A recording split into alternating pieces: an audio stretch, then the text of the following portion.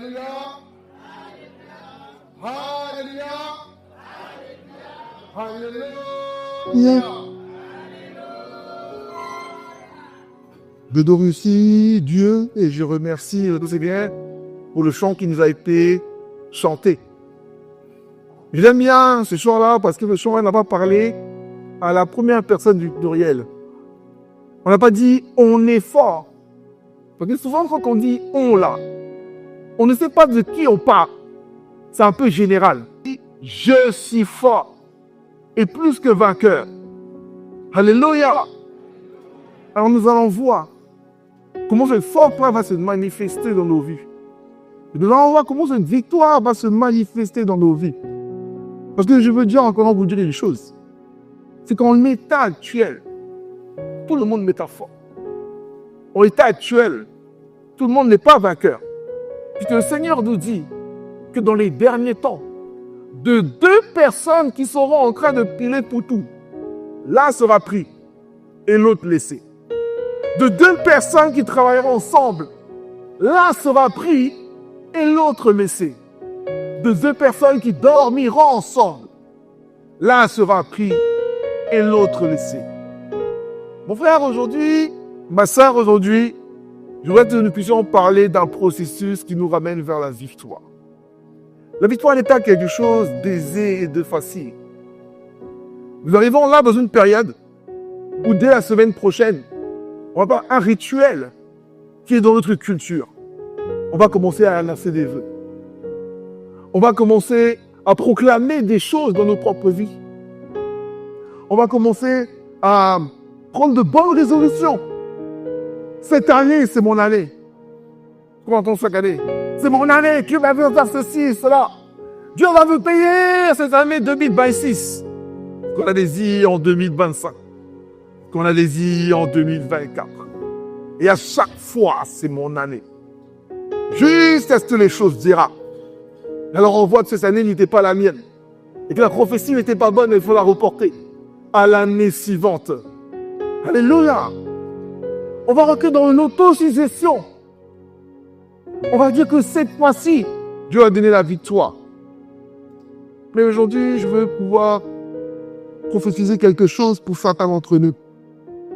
Mes frères et sœurs, l'année 2026, ce ne sera pas l'année de tout le monde.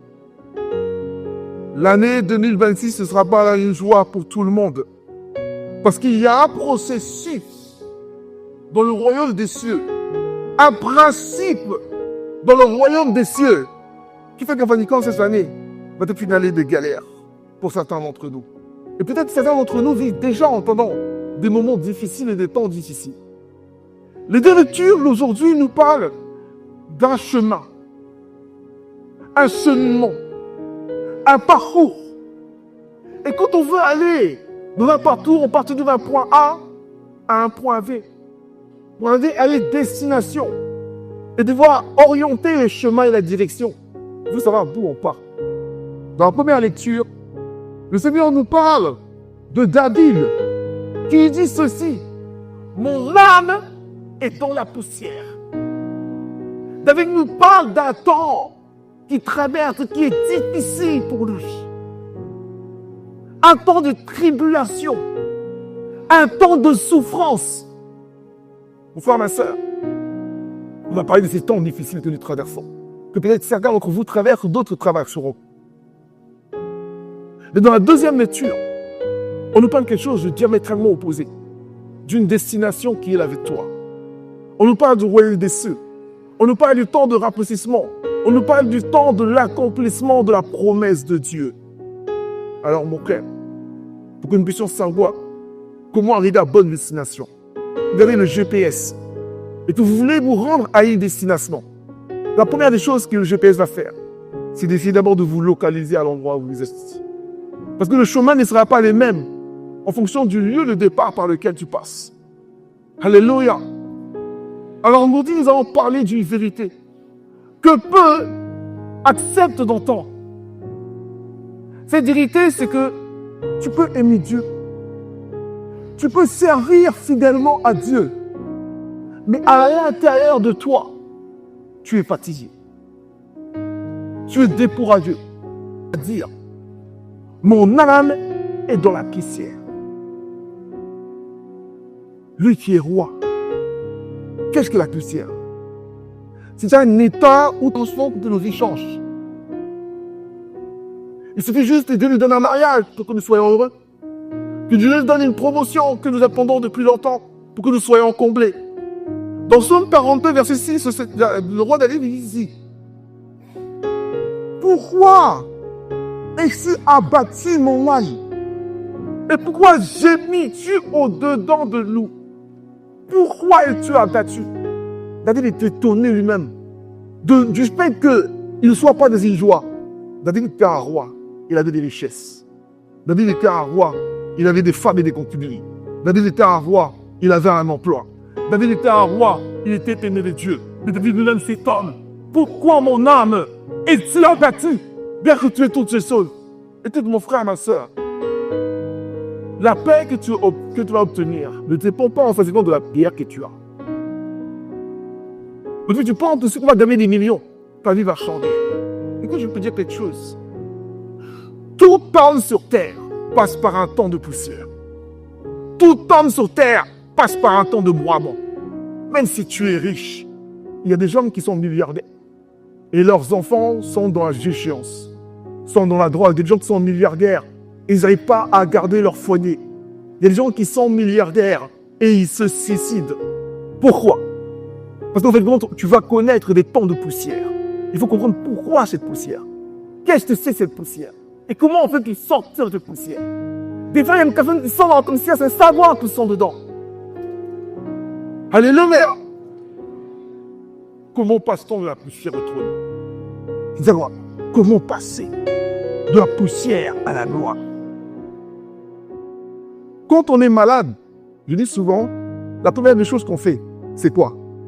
C'est le diagnostic. Il faut comprendre quel est le mal en ton qui t'habite, afin de savoir quelle posologie, quel médicament qu'il doit prendre, afin d'être guéri. Il faut connaître ces choses-là. Alors je vais parler de cette situation de poussière, et peut-être je vais te reconnaître dans l'une d'entre elles. Certaines sont flagrantes, d'autres le sont moins. Vous savez, souvent, on applique les mauvaises solutions parce qu'on n'a pas bien identifié le problème dans lequel nous sommes. Nous pensons que toutes les situations, les difficultés que nous traversons sont forcément dues au diable, sont forcément dues à un combat spirituel. Alors on est rien à dire. Ne pas lutter contre la chair et le sang, mais contre les dominations, contre les puissances de l'air, dans les lieux élevés. Écoutez mon frère, ma sœur, ce que je vais te faire comprendre, c'est que entre la première et la deuxième lecture, il y a un cheminement par lequel tu dois passer. Et la poussière est quelque chose d'important. Il faut comprendre pourquoi la poussière est importante et il ne faut pas la retuer. Alors la poussière, on va voir qu'il y a différentes catégories de poussière. Peut-être qu'on s'en être certainement d'elle. La poussière, ça peut être quoi?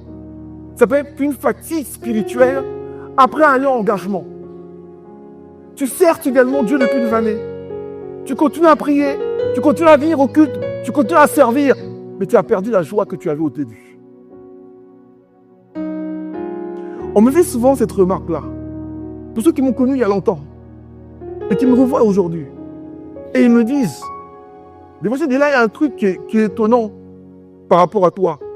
Quand on t'a connu jeune, tu étais quelqu'un de lumineux et de souriant. Et aujourd'hui, tu es tout le temps aigri, tu es tout le temps énervé, en train de bouder. Où est passée la joie que tu avais autour de lui? La poussière. Tu traverses et vis des choses, en fin de compte, qui vont te donner l'impression de donner, et de recevoir plus. Alors, à un moment donné, il va se passer une chose qui fait que tu es en poussière. C'est que tu ne recules pas, parce que tu continues à servir Dieu, mais tu n'avances pas non plus. Tu es dans la poussière. Peut-être que tu es dans l'attente d'une prière prolongée. Tu es en attente d'un mariage, je suis pris des années pour ça. Pour attendre d'un enfant. Pour attendre d'une guérison d'une maladie. Alors au début, tu pries avec foi. Parce que tu as reçu une prophétie pour dire que Dieu va agir dans ta vie. Mais le temps passe, tu ne vois rien arriver. Alors ce n'est pas que la croix va disparaître. Non. C'est que ton espérance va être émoussée. alors tu vas commencer à te décourager. Tu sais, tu peux être dans la poussière quand l'espérance devient des illusions. Quand l'espoir devient des espoirs, et tu attends, et tu attends, et à un moment, tu comptes même si à douter de ce que Dieu a dit dans ta vie, parce que tu attends et les choses ne viennent pas. Tu es dans une poussière. Peut-être que tu vis des combats qui sont invisibles à l'intérieur de toi. Tu as des pensées décourageantes. Tu te compares, tu as de la culpabilité. Tu vis des choses là à l'intérieur de toi, mais quand on te regarde, rien n'y paraît. C'est à l'intérieur de toi que quelque chose se passe. Alors tu as l'impression de devoir passer, de pouvoir mettre un marque spirituel. Tu fais bonne figure dans la maison de Dieu. Tu fais de bonne figure dans l'œuvre de Dieu, mais à l'intérieur de toi, il y a des choses qui poussent, qui bougent. La poussière est à l'intérieur, mais elle n'est pas visible. Il y a des personnes qui traversent ces choses-là dans leur vie.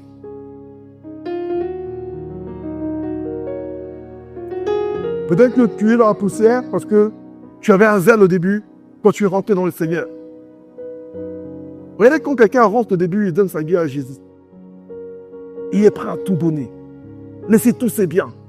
Laissez les distractions. Laissez les amis. Laissez le monde. Ce qui est important, c'est Jésus. C'est Dieu et il donne sa vie avec zèle. Et après, à un moment donné, il se passe des choses. Il rencontre des gens dans les églises. Et là, à ce moment-là, il est blessé. Blessé par l'église. Blessé par des gens. Et vous voyez qu'en fin de compte, son attitude va changer. La personne va être découragée. Peut-être la personne a eu confiance. Il s'est confié à un père, à un dépensier. La personne l'a trahi. Alors qu'est-ce qui va se passer? Il va continuer à servir Dieu. Mais il n'a plus s'impliquer émotionnellement. Quand il parle de ses frères et de ses sœurs, il dit frères et sœurs de mots. Mais pas de cœur. Parce qu'il refuse de s'ouvrir aux gens. C'est pas que leur cœur s'enferme, c'est que leurs cœurs sont protégés. Alors ils ont du mal à communier. Ils ont du mal à dire d'une réalité, d'union fraternelle. Ils sont dans une poussière. Et c'est des choses qui sont réelles. Combien de jeunes aujourd'hui, j'ai entendu, des personnes qui étaient dans le Seigneur à fond. Et à cause des scandales que l'on entend sans arrêt dans le corps du Christ, ils se mettent à un moment donné à douter du corps du Christ et à entendre certains influenceurs qui vous disent que la religion chrétienne est une religion qui a été inventée par les Blancs pour pouvoir soumettre les Noirs. La religion chrétienne, ce n'est pas de Dieu parce que nous, on avait un autre Dieu, Dieu, on lui louait d'une autre manière. La Bible là, ce n'est pas notre culture, c'est la culture hébraïque et c'est la culture occidentale. Alors là, au bout d'un moment, avec tout ce que tu vis, tu commences à y croire. Tu es dans une poussière. Ton âme et ton cœur est déchiré et sont abattus. Parce que vous connaissez des gens qui vivent ces choses-là. Et vous parlez?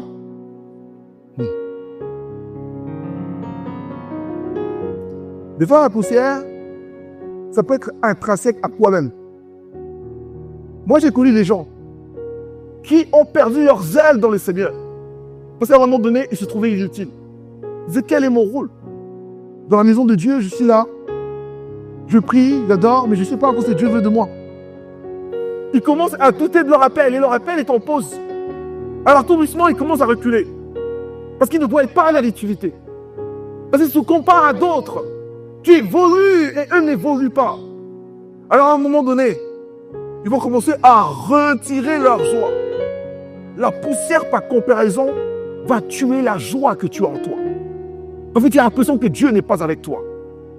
Ce n'est pas parce que tu es en poussière, ça veut dire que Dieu n'est pas avec toi. Si tu es en poussière et que tu n'entends pas parler, tu n'entends pas la parole de Dieu, c'est que Dieu travaille à l'intérieur de toi et on va voir ce qui se produit dans ce cheminement. Enfin, je parlais de deux autres formes de poussière et là, cette fois-ci, je vais m'adresser plutôt au corps ministériel. Aux hommes de Dieu, aux femmes de Dieu, aux dévanciers, aux dévancières, aux leaders, notamment ceux qui sont rentrés dans le ministère, d'un zèle, d'un phénomène qui va se produire. Vous savez, quand on parle des choses qui se passent par rapport au ministère, dans l'école du ministère, on appelle ça la psychologie du comportement sacerdotal. Il faut comprendre que dans le sacerdoce, il y a une psychologie, il y a une étude des comportements, de marques qui se font. On va comprendre comment les choses se produisent et pourquoi les choses se produisent. Ah ben, il y a le ministère ton feu. Tu as commencé à servir Dieu avec zèle. Puis à un moment donné, ton feu s'est éteint. Mais tu continues à adresser. Tu continues à servir. Tu continues à prier. Mais tu sens que la présence de Dieu a baissé en intensité.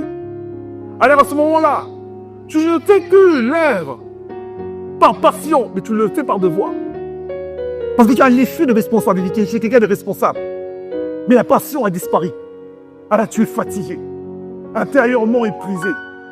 Et là, on de la joie, des spalines de Dieu et de la gloire de Dieu n'évolue pas. Tu es dans une poussière spirituelle. Mais frères et sœurs, il faut vous comprendre aussi. Et là, pendant, je voudrais que le peuple puisse comprendre ce que vivent des fois les leaders, les casseurs, les chardiers. Parce que il y a des choses. Je dis souvent que l'enseignement a 3 niveaux. Il y a l'information. Je t'enseigne, je t'explique. Je te donne une information et l'information, tu l'acquiers en toi. Alors maintenant, tu comprends. Il y a un deuxième niveau. C'est le réma, la révélation de Dieu. Dieu ouvre ton intelligence. Et tu vas comprendre des choses que les autres ne comprennent pas. Mais il y a un troisième niveau que ni le réma, ni l'information ne peuvent te permettre de pouvoir acquérir. C'est la pratique. Si tu n'es pas leader, tu ne dois pas comprendre ces choses. Alors tu vas être dans le jugement. Pourquoi ce leader ne sait plus? Pourquoi ce leader ne sait pas? Pourquoi il a perdu son zèle? Pourquoi il ne prie pas? Pourquoi ceci et cela? Il faut Dieu expliquer une chose. Il y a ce qu'on appelle l'ultime et le journal va rentrer dans un piège. Parce qu'il faut comprendre une chose. C'est que quand tu passes son temps à porter les problèmes des autres en permanence, tu dois être fort devant les gens. Mais en privé, tu affaiblis. Tu es rempli des problèmes des gens sur ton dos. Mais tu ne vas pas décharger en fin de compte ce poids-là quelque part. Alors tu ne sais pas vers qui parler. Alors tu dois montrer une face. Tu dois montrer quelque chose. Écoute mon frère, mon dévancier, quand tu portes sans arrêt, les fardeaux des autres sont les déposés au pied de la croix, ton âme va s'user. Tu vas être fatigué. Pourquoi tant d'hommes de Dieu, de précurseurs dans l'église, avaient du zèle? Et aujourd'hui, on les voit désabusés. Parce qu'ils n'ont pas déchargé le fardeau qu'ils avaient accumulé. Ils avaient leurs propres problèmes. Ils avaient les problèmes des autres. Et les fidèles ne comprennent pas cela. Alors, dès qu'ils ont un problème, alléluia, mon dévancier. Alléluia, mon Molly. Il faut que tu pries pour moi. Mon service, voici mon problème. Et là, nous vas dire, quand tu rentres, ça tombe, j'arrête tout la paix. L'autre me t'appelle aussi pour te dire, voici ce qui s'est passé à l'école avec mon enfant. Il dit, mon enfant, d'où l'appelle? Papa a marqué ceci. Elle va préférer à manger aujourd'hui. Je vais les manger au McDonald's. Ça, en fait, c'est pas normal. Faut venir résoudre les problèmes dans la maison. Alléluia. Mais quand il a fini de régler tous vos problèmes, ces problèmes aussi l'attendent là. Alors il va y avoir ce toujours au bout d'un moment. Il va être sorti. Il va te déposer. Et là on va dire, c'est pas normal. Mais effectivement, des hommes de Dieu sont paresseux. Non, mon frère. C'est pourquoi la parole de Dieu nous dit de prier pour les leaders.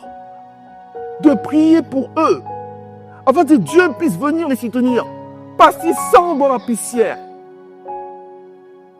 David est dans la poussière. Jean est passé par la poussière. Les apôtres sont passés par la poussière. Et le Christ, le roi des rois, est passé pour la poussière. Même Jésus, dans le jardin de Gethsémane, il savait dans le temps auquel il disait, oui, de porter nos fardeaux. Il est allé voir l'espoir disciples et ainsi, priez pour moi. Je vous en prie, priez pour moi. Et quand il vient les trouver endormis, qu'est-ce qu'il faisait? Il se passait. Parce que c'est pas le moment de dormir, les gars. Là, j'ai besoin de vous. Je vous ai tant apporté. J'ai besoin de votre soutien. Mais le Seigneur nous a sommeil. Souvent, on a un sommeil. Quand c'est le moment de pouvoir soutenir le corps clérical, alors on les laisse dans cette poussière. Alléluia. C'est ma correction. Alors pourquoi Dieu permet des saisons où tu vas passer par ce système-là où ton âme est broyée? Par ce système où toi tu es canté de la présence de Dieu, de la parole de Dieu. Pourquoi Dieu permet ces choses-là? Dieu est un Dieu d'amour pourtant. Oh Seigneur, pourquoi 2026 ne sera pas mon année? Et pourquoi te me faire passer par des temps difficiles? Alors en fait, il faut comprendre que pour que Dieu te ramène dans la gloire, il faut d'abord qu'il passe d'abord par l'humiliation. Parce que c'est un processus. Alors moi, comprendre ce processus, moi je laisse souvent parler des principes divins. Parce qu'après, les principes divins, et quand on les connaît, on sait comment les choses évoluent. C'est important de connaître comment ton Dieu fonctionne. Si tu ne sais pas comment ton Dieu fonctionne, tu vas mettre des prières de combat où vous ne s'attendez pas. Dieu t'envoie par le feu, pour qu'il veut te forger. Donc je commande. Tu vas me dire, ça va marcher. Servez, faut venir geler pour moi. Le combat là, il est difficile. J'ai besoin de 7 molis. Les pauvres au lit, ils vont commencer à couer leur estomac. En gelant, en priant, d'activer des gicères. On dit, tu veux, non, c'est pas un hasard, ne pas. 7 tontiques que tu envoies, 7 tontiques, c'est pas assez suffisant. Alors à ce moment-là, tu vas commencer à rajouter les jutsu de l'église. 5 rameaux, 5 bouteilles de parfum comme Michel, 21 bougies, 42 plateaux d'œufs. Et rien ne se produit. Parce que Satan n'est pas dans le soi. C'est Dieu qui te fait passer par un processus. Alors je vais t'expliquer en fin de compte les principes du royaume des cieux qui sont liés au processus de la poussière. Alors, le premier principe que je parlais, c'est le principe des mondes inversés. J'en ai déjà parlé. Le fonctionnement du royaume des cieux est inversé, est inverse par rapport au principe de ces mondes précis. Donc là-dessus, le Seigneur il dit, en fait, tu dois choisir de vivre soit par l'esprit, soit par la chair. Parce qu'il dit que la chair et l'esprit ont des désirs contraires, afin que nous ne fassions pas ce que nous désirons. Ils ont des désirs contraires. Et avec Dieu, c'est comment ça fonctionne. Si tu veux être rénové, il faut d'abord que tu sois abaissé. Et si tu veux, si tu fais l'étoile, Dieu va t'abaisser. Dans 1 Samuel 2, verset 8, le Seigneur nous explique pourquoi tu vas passer par la poussière. Pourquoi tu vas passer par la poussière? 1 Samuel 2, même verset 6, on va monter au verset 6, s'il vous plaît. Alors, je préviens déjà, puisque nous n'avons pas les médiculiques de la Bible aujourd'hui. Préparez déjà Psaume 34, verset 19 et Ésaïe 57, verset 15. C'est justement pour pouvoir étayer, on va dire. Mais voici en tenant, face qu'on appelle le cantique d'Anna. Anna d'Elkana, voici quand elle est dans le temps, voici en tenant ce qu'elle a à dire par rapport à Dieu. Elle dit quoi? L'Éternel est celui qui fait mourir et il fait vivre. Il fait descendre ce jour de mort, il t'abaisse sur la mort. Oui, c'est quoi? Mais c'est celui en ton nom qui remonte. Parce que c'est lui pour tisser le destin et les destinées. Tu ne peux pas aller dans une situation si Dieu ne l'a pas voulu. Et voici maintenant ce qu'il nous dit. Il appauvrit et il enrichit. Alléluia, attendez. Je vous ai dit, il n'y a rien de hasard dans la parole de Dieu, c'est qu'une science. Inspirée par le Saint-Esprit. Et le Saint-Esprit n'est pas intelligent. Le Saint-Esprit, c'est quoi? Merci, on va te suivre. C'est l'intelligence. Donc, quand le Saint-Esprit inspire, il n'intire pas au hasard. Le langage, il le maîtrise. Si vous remarquez bien, avant d'élever, avant d'enrichir, avant de donner la vie, il faut pas avoir quoi? Le contraire. Le contraire d'abord. Il adapte d'abord avant d'enrichir. Il y a des personnes qui viennent, ils font des prières. Seigneur, prière, rehaussement. Je veux, Seigneur, éternellement rehaussement. Il faut comprendre que plus tu vas demander ton rehaussement, tu vas passer d'abord quelque part. Et quand tu vas passer le nom de quelque part, là, tu vas dire, l'église est dangereuse. Je suis venu pour que Dieu puisse me rehausser. Depuis que je suis venu là, j'ai que des problèmes. Alors tu vas fuir dans des endroits où on te prophétise des évangiles de prospérité. Et en toute année, il y a des églises qui ont fait ça. Allez, c'est le moment de prophétiser sur vous. Allez, prophétisez. Je vais prophétiser. Oui, Seigneur, je prophétise le rehaussement. Je prophétise.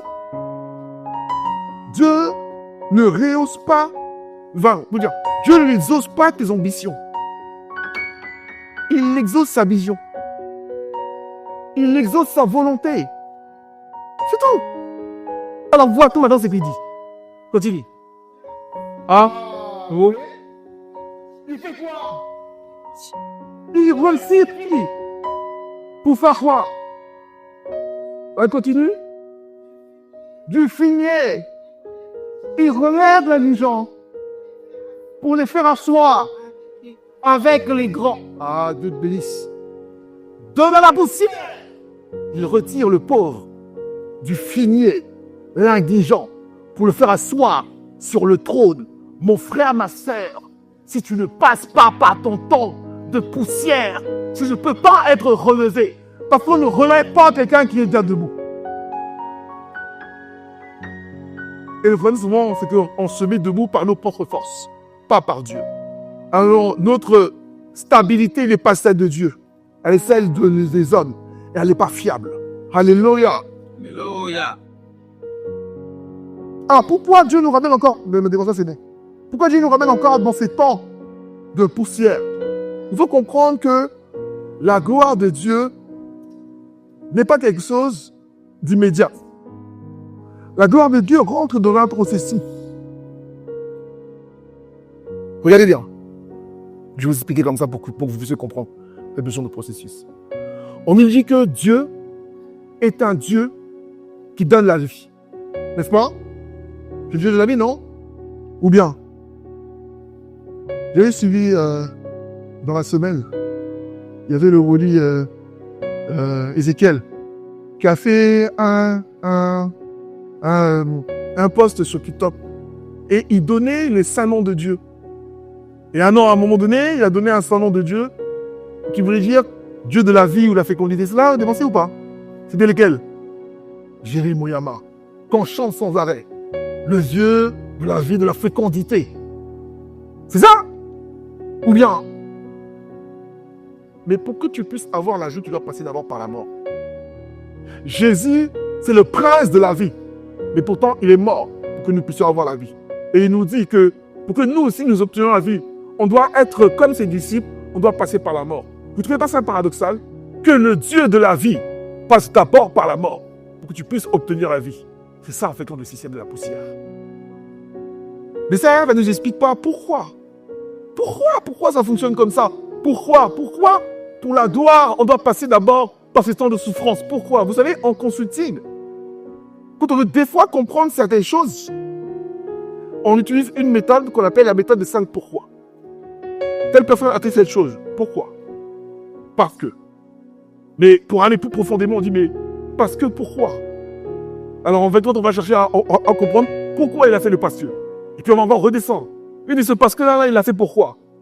Parce qu'il y a eu plein de situations. Et on va descendre à 5 fois. Et on va arriver sur l'origine des choses. L'origine. Les souffrances que nous recevons sont naturelles. On va lire à Romains, verset 18 nous dit, les souffrances présentes ne sont pas comparables à la gloire à venir.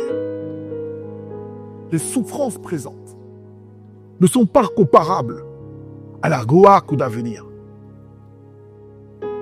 Jésus même sur la croix, sur le Golgotha, il a prié et Dieu l'a répondu pour le sortir de cette situation. Il dit, Élie, Élie, lama sabachthani. Oh mon Dieu, pourquoi m'as-tu abandonné? Si Jésus ne passait pas par la croix, il ne pourrait pas être élevé en gloire. La gloire doit passer par là. Alors pourquoi encore? J'ai encore un peu de temps, je crois. Alors on va voir pourquoi. D'abord, première chose qu'il faut savoir, dans le processus de la gloire de Dieu, Dieu ne doit glorifier en fait compte ce n'est pas de sa nature. Dieu ne peut pas élever et te faire co-héritier si tu ne deviens pas à l'image des puissants. Car Christ est le premier-né de la nouvelle création. Et tous ceux qui sont frères de Christ sont de la même nature que Christ. Alors Dieu va te passer par un processus qui va te faire mourir quelque chose en toi et le remplacer par quelque chose de nouveau. Et tout ceci, je vais te donner cette petite anecdote, peut-être on va falloir le comprendre. C'est l'histoire d'une personne qui était dans une maison. il y avait des lampes dans cette maison. Et ces lampes-là étaient anciennes. Et elles éclairaient mal. Alors cette personne-là a décidé de s'enlever toutes les lampes de la maison, les jeter pour ainsi de nouvelles. Vous savez, nous sommes dans une société de consommation. Quand quelque chose est un peu abîmé et gâté, on ne le garde pas. On a tendance à vouloir le changer et le replacer. Mais voici un ancien passe par là. Il dit, mon fils, les lampes n'ont pas de problème. Il leur manque d'huile. Si tu mets de l'huile, à ce moment-là, elles éclaireront mieux. Il a mis de l'huile dedans. Et les lampes se sont mis à éclairer. Ce que je veux que tu comprennes, c'est que Dieu ne veut pas jeter des lampes fatiguées. Nous sommes cette lumière de ce monde, mais nous éclairons mal. Alors Dieu ne veut pas nous remplacer. Dieu veut nous remplir de quelque chose. Mais quand quelque chose est rempli déjà, un son peut raconter dessus. Ne peut pas. C'est pourquoi le Seigneur a dit, on ne met pas du vin nouveau dans une vieille outre. Sinon les deux vont se rompre. Mais on met du vin nouveau dans une nouvelle outre. C'est pourquoi pour que Dieu puisse se remplir, il veut d'abord que ton ancienne nature puisse disparaître. Et pour cela, il n'est pas passé par la poussière. Et ça, maintenant, il faudrait qu'on puisse comprendre. Alors, vous voudrais que vous puissiez comprendre ce deuxième principe. La poussière intérieure est plus dangereuse que la poussière extérieure. Parce qu'on ne la voit pas. Il faut comprendre que la poussière intérieure, elle va orienter tes décisions. Tes souffrances intérieures vont... Alors, attendez, je vais un peu illustrer. Parce que des fois, on est un peu trop théorique et on ne comprend pas les choses. On est chrétien parfois et on perd notre vision intérieure de Dieu, de l'aile. Alors on continue à servir. Mais on sert sans clarté. On oublie un petit peu quel était notre appel. On sait que nous n'avons qu'à appeler. On connaît les desseins que Dieu a fait pour nous. On connaît la prophétie que Dieu a donnée pour faire promise. La prophétie que Dieu a donnée pour son Église. Mais les choses ne sont plus vivantes. Encore, on fait les choses par habitude. On fait les choses par habitude et non plus par conviction. Je dis chrétien par habitude, chrétien céleste par habitude. Je dis que je suis fier avec chrétien céleste parce que tout le monde dit que on est fier avec chrétien céleste et ça devient un slogan qu'on répète comme ça, comme liberté, égalité, fraternité, dans un pays où en fin de compte, tout le monde caresse. Ça n'a plus de sens. Ta foi n'est pas morte. Elle est vive tout. Quand la vision se brouille à l'intérieur, ta marche devient mécanique à l'extérieur. Tu fais l'aide de manière mécanique. Ton service est un service par habitude, où tu récites des choses, sans en comprendre le sens, sans en redonner le sens. Parfois, cette poussière intérieure, ça peut être des pensées négatives. Oh là, ça c'est grave. Des pensées négatives qui s'installent de manière durable à l'intérieur de toi. Ce peuple est un peuple courant. De toute façon, on ne peut rien faire d'eux. C'est un peuple rebelle. On peut dire, on ne peut pas sauver tout le monde. D'ailleurs, tout le monde ne sera pas dit. Oh, l'œuvre de Dieu, c'est comme ça. Hein. Il y a des bons, il y a des mauvais. C'est l'hôpital. C'est l'art de l'alliance. Il y a les poudres et les impurs. Alors, dans ta tête, tu as déjà abandonné. Le fait de pouvoir ramener tout le monde à la destination. Parce qu'en fait, bon, c'est ce que tu es. C'est ce comment tu penses. Et tu sais, soit c'est Proverbe 3, je crois, verset 22 qui disait, quel est la conseil de l'homme? Paye-les. Ce que tu penses détenir ce que tu es. Je veux que tu saches une chose. C'est que ce que tu tolères dans ta texte, ça va finir par diriger ta destinée. Ce que tu tolères dans ta tête. L'abandon que tu as dans ta tête, ça ne sert à rien. Alors ton dessein ne sera plus un dessein de gloire, parce que tu t'es arrêté. Écoute mon frère, quand Dieu t'a ramené dans ce tunnel, il veut que tu le traverses, parce qu'au bout du tunnel, il y a la lumière. Mais beaucoup de personnes se complaisent à être dans la poussière. Ils décident de rentrer dedans et ils s'arrêtent à l'intérieur. Mon frère, Dieu veut que tu ailles jusqu'au bout. Mais ça va dépendre d'abord de la pensée qui t'anime.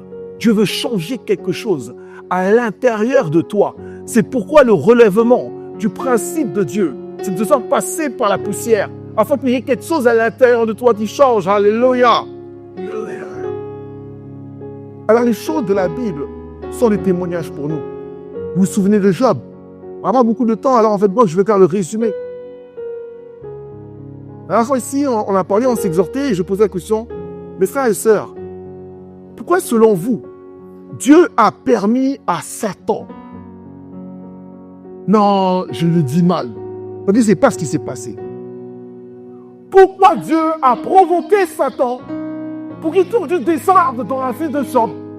Pour qu'il invente une poussière, lui qui était intègre. La Bible dit que Job était un homme tellement intègre que lorsque ses enfants se réunissaient pour un repas familial, Job, le lendemain, de peur qu'ils aient fait quelque chose qui a offensé Dieu, les réunissait, les sanctifiait. Et pour chacun d'entre eux, il faisait un holocauste, une libation, en disant peut-être, ils ont rencontré Dieu, et que Dieu puisse pardonner pour que j'en paie.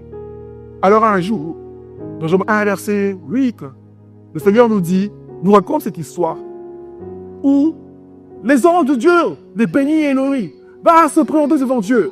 Et Satan va se présenter lui aussi. Alors Dieu, qui connaît son fils Satan, il sait qu'il est bouffé d'orgueil. Il sait ton caractère.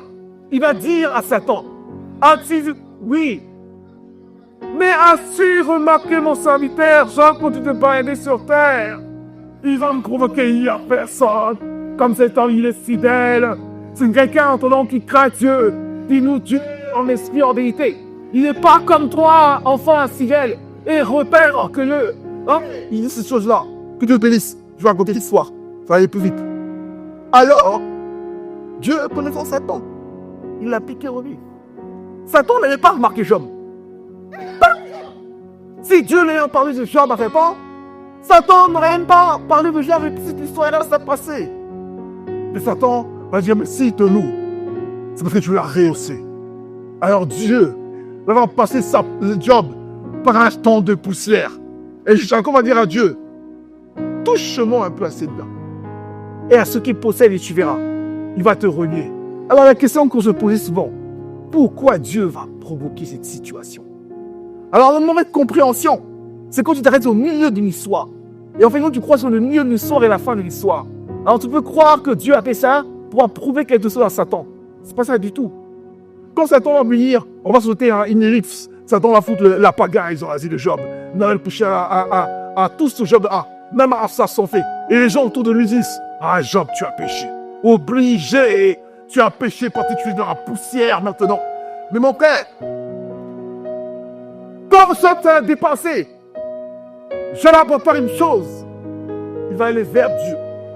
Et c'est ce qui va te ramener à comment sortir de la poussière. Il va décider d'interroger Dieu en disant, maudit soit les jours le Seigneur. Parce que je sais Dieu m'a fait ces choses. Parce que je lui aime Dieu et je suis dans la poussière. Tout retourner. Il est difficile de servir Dieu. Alors que tu sers Dieu, Dieu n'est pas quelqu'un de juste et il ne proteste pas. Au contraire, il te libre.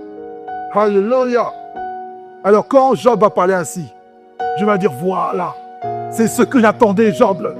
Heureusement que tu as compris le but de l'exercice. Parce que j'aurais dit à Satan de continuer encore davantage. Et Dieu va intervenir, va dire, ça c'est sûr, Dieu aussi, il y a le lien qui attrape. Qui obscurcit, mais il descend par un discours intelligent. Il parle en comme si c'est l'écart. Qui? C'est qui fait ça? Il va réfléchir, il dit, c'est un terrain, je vais t'interroger. C'est un terrain. Et le gros interroge surprise à Job. Job prospère. Job prospère. Dieu lui montre l'étendue de sa sagesse, besoin de l'intelligence. Et Job prospère. Alors il va te passer quelque chose à la fin. Et Job va dire ceci. Seigneur, mes oreilles avaient entendu parler de toi. Mais maintenant mes yeux t'ont vu. Alors qu'est-ce que Dieu va faire? Maintenant que Job a appris à connaître Dieu, il n'est pas seulement avoir entendu parler de Dieu. Job va rentrer dans une gloire encore supérieure à celle qu'il a perdue. Dieu va lui donner autant type de ce qu'il a perdu. Quand tu es passé par la poussière, il faut que tu apprennes quelque chose. Il y a besoin à l'intérieur de toi, un processus dans lequel tu dois passer pour pouvoir monter. Mais tant que tu n'as pas compris le but de cet exercice, tu vas rester dans la poussière encore et encore. Et tu vas redoubler encore et encore. Parce que Dieu veut te ramener dans quelque chose. Dieu n'élève pas en fin de compte ce qui est détruit, ce qui est perverti. Dieu veut élever, Dieu veut créer une relation de sincérité au niveau de toi. Non, c'était la même chose. Dieu va l'envoyer dans une mission. Il connaît Jonas. Il sait que Jonas ne veut pas que ce peuple soit sauvé. Il aurait pu choisir quelqu'un d'autre. Mais Dieu veut quelque chose à Jonas. Alors il va passer par des temps de tribulation. Il va passer par la poussière. Il va s'énerver même contre Dieu. À cause seulement d'une pitave que Dieu a fait nous. Dieu a provoqué. Dieu a cherché, Dieu a provoqué. Il l'a provoqué pour une explose. Et après, Dieu va comment lui enseigner. Il dit, tu vois, tu t'énerves justement à cause d'une folie. Tu te mets en peine à cause d'un paquet que j'ai tué. Voici mon peuple qui est là. Ce que je veux te faire apprendre, ce que je veux que tu comprennes de là, c'est la compassion. Tu es serviteur de Dieu, mais te manquer la compassion pour pouvoir régner à côté de Christ. Mon frère et ma soeur, la poussière par laquelle tu passes est liée à une situation ou une chose que tu n'as pas encore acquis au-dedans de toi. C'est ces choses-là, que Dieu veut que tu passes, par lesquelles pour pouvoir obtenir la gloire de Dieu. Regardez David. Je l'aurais été là. David, le roi. Dieu l'a loin. Il crie Dieu. Il est tellement confiant en Dieu. Tu n'es parti batailler Goliath avec des pierres en disant que moi je combats au nom de l'Éternel. Alléluia. On dit que David était un homme selon le cœur de Dieu. C'est ça? Il n'est pas né selon le cœur de Dieu. Dieu l'a façonné pour qu'il soit selon son cœur. Alors nous, on croyait que David livrait des batailles au nom de Dieu. Et Dieu dit non, t'es pas ton pro-max. Alors Dieu va commencer à créer des situations de poussière où David a été persécuté par Saül. Et David, au début, va se réfugier dans la famille. Et Saül va le retrouver là-bas. Alors on va réfugier ses amis. Et Saül va le retrouver là-bas. Il va essayer les ennemis. Saül va le retrouver là-bas. Jusqu'à ce que David se retrouve dans la caverne d'Adullam. Et à un moment donné, il n'a plus personne vers qui se tourner. Parce qu'il est au fond de la caverne. Il y a un lion derrière. Et il y a Saül devant lui. Alors là, David n'a plus d'autre choix que de se tourner vers Dieu. Et là, Dieu dit, ah voilà, tu as compris le but de l'exercice, mon fils. Alors je vais te sortir de la poussière dans laquelle tu es. Parce que maintenant, tu as appris à te confier en moi. C'est pourquoi David, après être le roi, qui a gagné plus de batailles, parce qu'il a su, c'est quoi ce que veut dire se confier à Dieu. Il le disait, il croyait le comprendre, mais ce n'est pas suffisant. Crier vers Dieu. Quand tu es dans ces temps de difficulté, comment tu réagis? Alors souvent, il y a deux réactions possibles, même trois. La première, il y a ceux qui sont de l'abusé, qui s'assiedent et qui laissent tomber dedans. Dieu n'a pas dit que tu ne passeras pas par les temps difficiles. On lit souvent dans le livre de Jérémie 29, verset 11, que le Seigneur nous dit, ce ne sont pas des plans de malheur que j'ai au-devant de toi. Ce sont des plans de bénédiction. Mais souvent, on lit ça sans regarder le contexte. Et on ne comprend pas pourquoi le plan de Dieu ne s'accomplit pas. Dieu ne dit pas ça à un peuple qui est élu. Dieu dit ça à un peuple qui doit pousser. Et quand il dit, j'ai un plan pour toi, ce plan était déjà écrit avant qu'ils aillent dans la poussière. Il leur révèle seulement que dans les plans de pain et de bénédiction, tu vas passer par la poussière. Israël est passé par le désert avant d'arriver dans le pays de Canaan. Et ceux qui n'ont pas compris le but de l'exercice sont restés et ont péri dans le désert. Tu dois comprendre ce que Dieu veut attendre. Il attend de toi. Dieu veut t'élever dans une nouvelle dimension. Dieu veut t'appeler à quelque chose. Non, l'église céleste n'a pas perdu sa puissance. Elle passe par la poussière. Parce qu'elle va comprendre là où Dieu veut l'emmener. C'est ça, la situation dans laquelle on est. Alors souvent, on vit les choses dans les ministères qui sont dangereuses.